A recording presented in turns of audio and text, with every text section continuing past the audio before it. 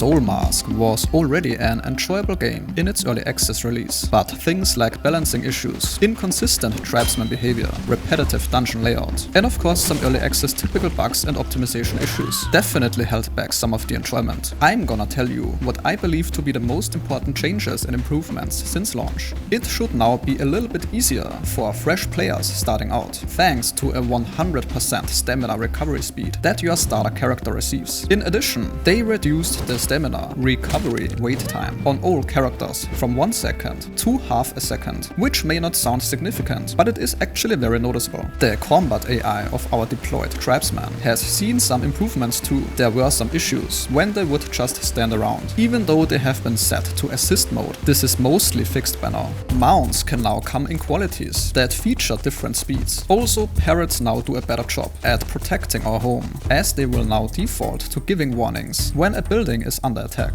which didn't work out in some scenarios before. Soulmask's Mesoamerican setting is pretty gorgeous, but some underwhelming ambient sound effects and some bugs where the ambient sounds and music suddenly stopped playing limited the atmosphere a bit. This is better now as well. The game has had quite a few improvements for parrying sounds and also combat animations. They are definitely still not as good as the developers planned them to be, so we can expect more changes here in the upcoming patches. The pretty broken scenarios where barbarians infinitely respawn when invading camps should no longer occur. There was a really annoying VSYNC bug that led to frame rate limit issues for many players, which has thankfully been resolved. Now dungeons can still feel repetitive, but they felt insanely repetitive due to their layout, and they have done some optimizations for that part already and plan to introduce more of these. There's a multitude of other bug fixes as well, and in addition to all of this, the developers are already at work for the next updates that will include improved viewing distances, better balancing for early stage difficulty, and better animations. Now I'm sure you have your personal preferences too, so drop them in the comments. A like is appreciated if you think this was worth your time.